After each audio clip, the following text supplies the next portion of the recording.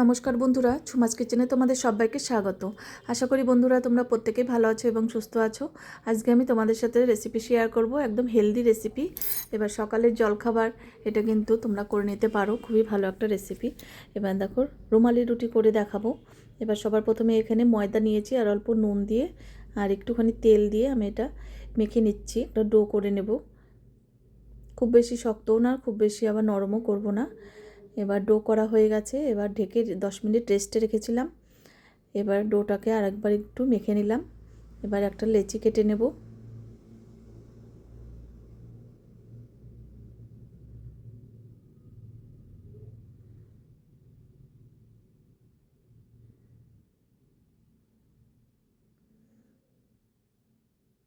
এবার একটু ময়দা দিয়ে একদম পাতলা করে বেলে নেব।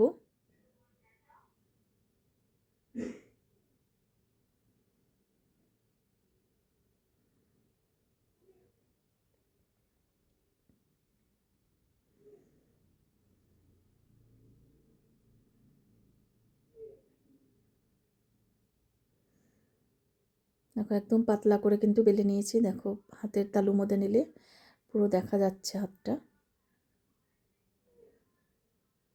এবার তাওয়ার মধ্যে এটা ভেজে নেব।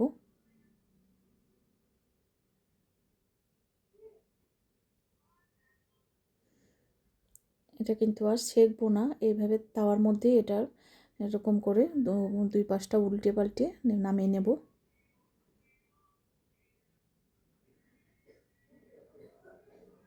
রুমালি রুটির রেসিপি তোমাদের যদি ভালো লাগে অবশ্যই একবার হলো ট্রাই করো এইভাবে।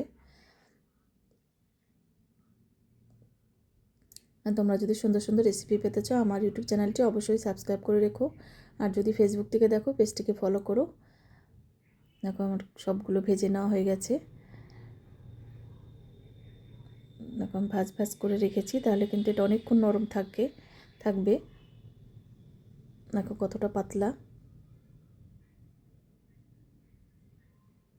একদম নরম তুলতুলে রুটি হয়েছিল।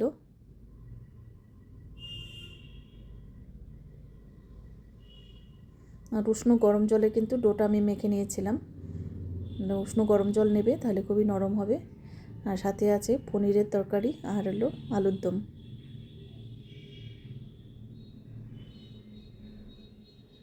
আজকে তাহলে আমি এখানেই রাখছি, এর পরের দিন আবার হাজির হয়ে যাব।